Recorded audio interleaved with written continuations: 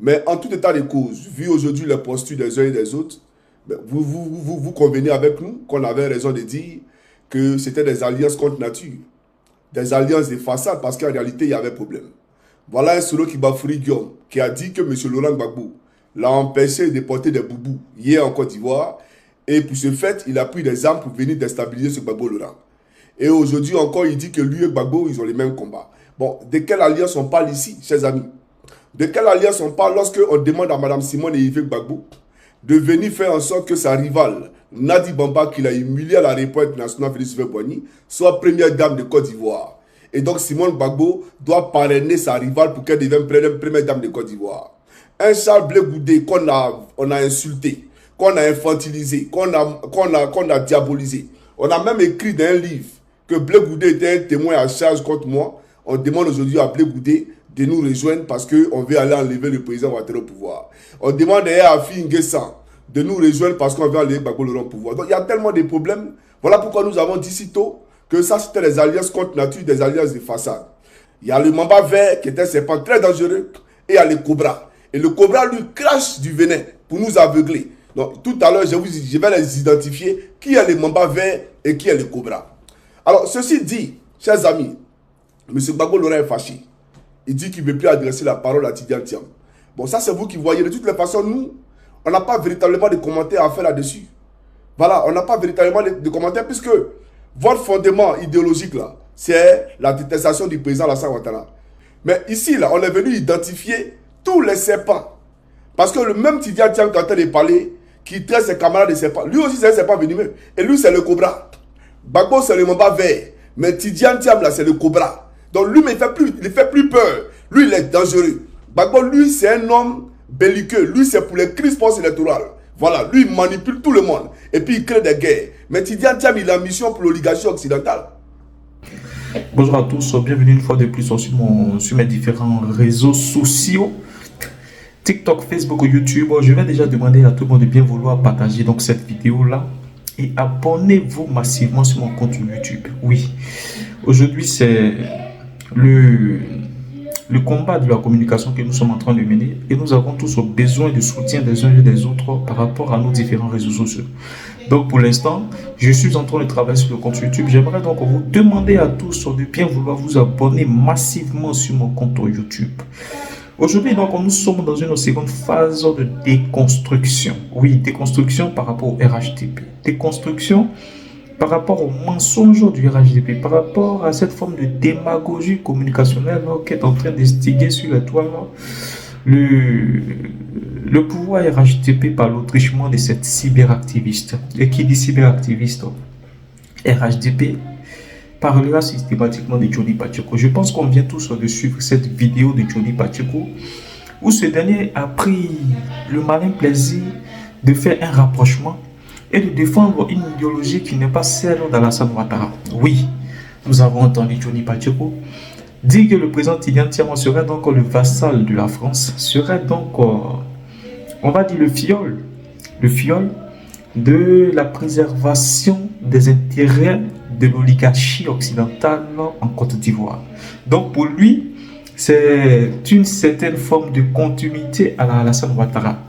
Mais quand on entend Johnny Pacheco, ça ne vous rappelle pas donc les critiques formulées par une partie de l'opposition ivoirienne? Bien sûr, nos frères Gore. Cet argumentaire reflète un peu les critiques formulées par le corps à l'endroit du président Tidiane Thiam. Et aujourd'hui, je suis en train de vous dire que petit à petit que nous avançons, vous allez finir par me donner raison. Quand avant tout, j'ai eu à faire une première capsule sur Johnny Pacheco où j'ai clairement dit que ce dernier ne partage aucunement pas l'idéologie du RHDP. Oui, ne partage pas l'idéologie du RHDP.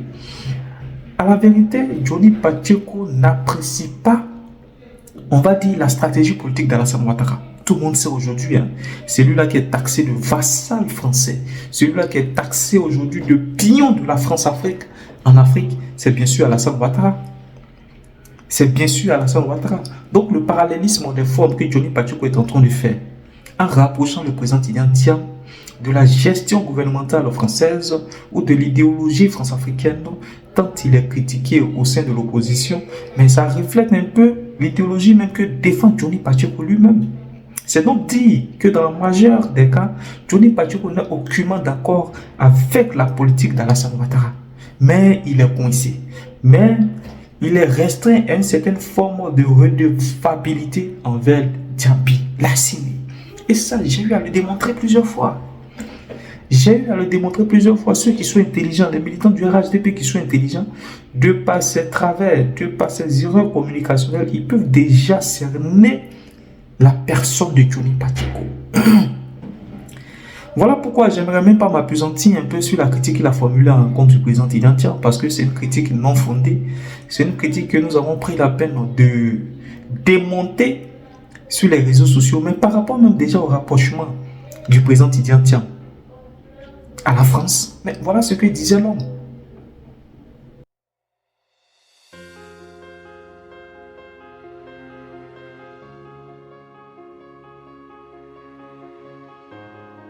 Après ce parcours auréolé, comme je l'ai dit, de responsabilité, de très haute responsabilité, de succès à l'international, est-ce que vous vous dites, je suis à la disposition de mon pays? Je l'ai toujours été. Jamais mon pays n'a fait appel à moi sans que je réponde. Donc, dans tout ce que vous faites, quelque part, vous vous dites, si mon pays, tant que mon pays peut en profiter... Oui, même quand je n'y étais pas, j'ai fait des choses qui ont directement profité à la Côte d'Ivoire. Comment vous réagissez quand vous entendez certains vous reprocher de n'être pas venus pendant 24 ans, qui, de leur regard, vous avez abandonné votre pays? Non, mais c'est... Comment vous réagissez? Je suis juste pro Côte d'Ivoire. Bon, vous savez, quand on est en vue, on doit prendre sur soi et accepter que toutes sortes de choses soient dites. Donc il y a toutes sortes de considérations faites sur mes rapports avec la France. Je suis arrivé à la DCGTX, il y avait 150 expatriés et 3850 employés ivoiriens. Les 150 expatriés faisaient 48% de la masse salariale, à 150 la moitié des salaires. Donc, en fait, j'ai licencié tous les 150. Et je leur ai proposé, la semaine de mon arrivée, un contrat ivoirien. Il y en a 9 sur les 150 qui sont restés, 141 qui sont partis. J'ai trouvé les fonds pour payer leurs droits de licenciement et j'ai nommé des Ivoiriens à tous les postes de direction. Et donc j'ai eu le chef de la mission de coopération française dans mon bureau qui m'a dit « Mais vous, monsieur Thiam, nous on veut savoir si vous êtes pro-français ou anti-français. » Et je lui ai dit... À l'époque déjà? Oui, je lui ai dit « Monsieur, ni l'un ni l'autre, je suis juste pro-Côte d'Ivoire. » Ici, je pense que nous avons tous écouté le président Tidjane Thiam, qui est pleinement conscient des critiques formulées à l'encontre des rapports qu'il entretient avec la France. Et il a clairement dit, il a donné l'exemple du BNET.